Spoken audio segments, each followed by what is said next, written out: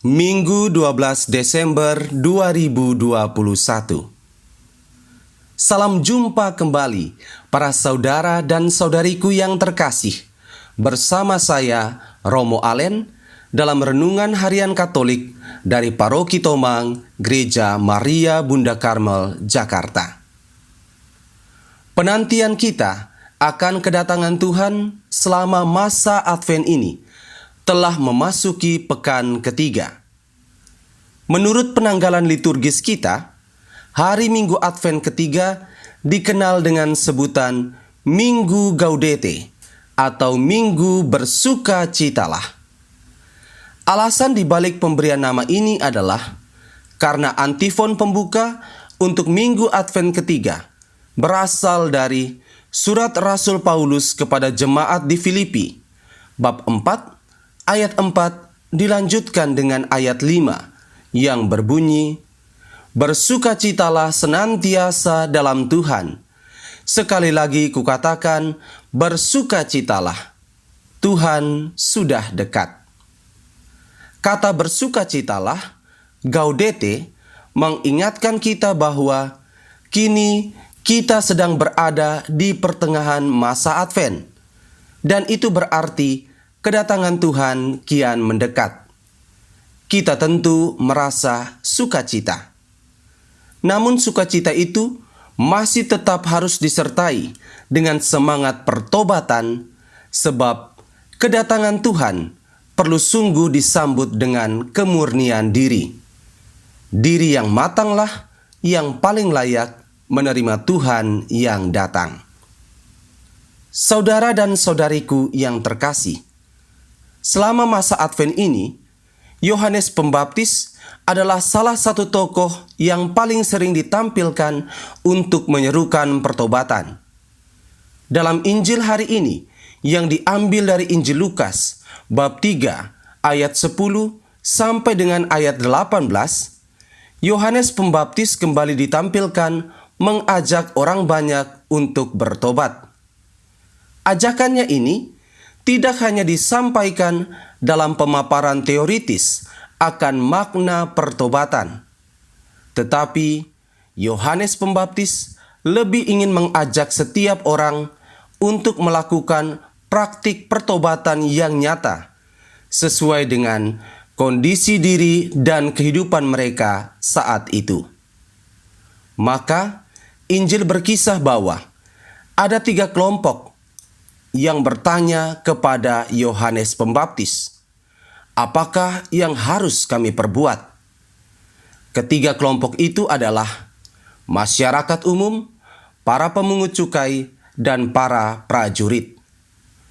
Mereka dinasihati dengan pesan yang terdengar berbeda.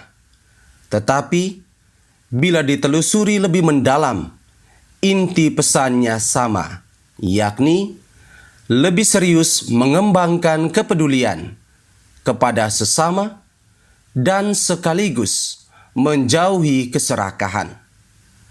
Maka pertobatan itu sebenarnya bukan hanya menyangkut suatu usaha privat untuk memperbaiki keadaan diri sendiri, tetapi pertobatan juga mesti punya dampak sosial. Artinya, ada pula pengaruh positif yang dirasakan oleh orang lain di sekitar kita.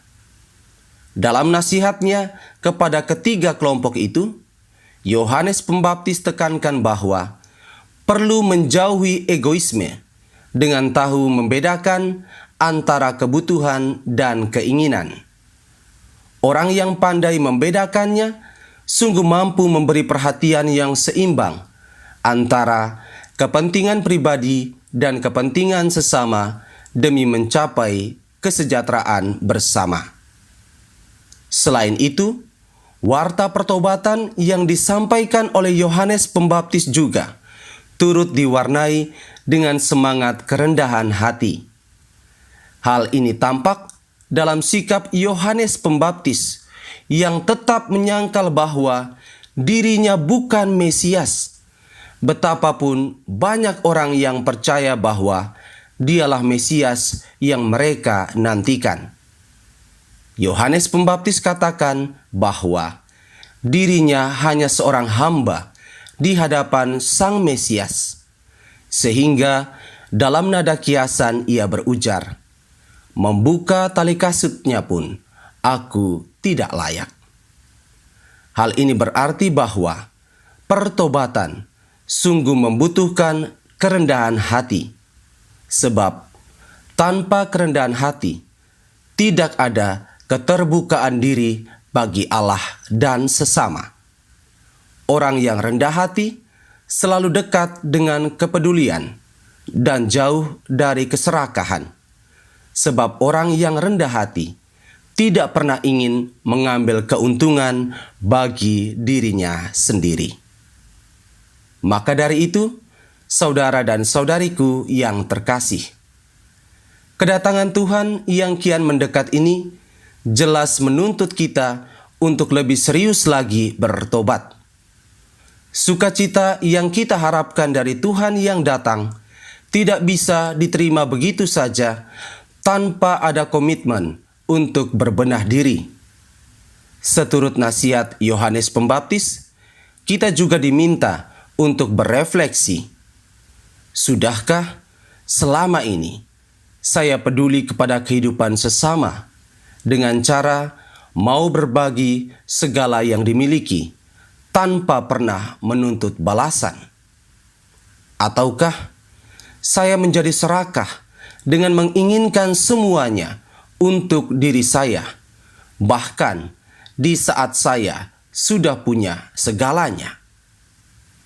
Tanpa disadari, seringkali kita kehilangan penguasaan diri, sehingga menampilkan penghayatan hidup yang tidak dikehendaki oleh Allah.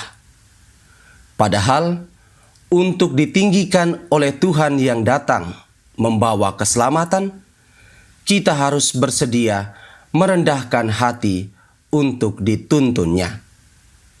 Allah menyukai orang yang rendah hati, karena inkarnasi Allah adalah bukti kerendahan hatinya.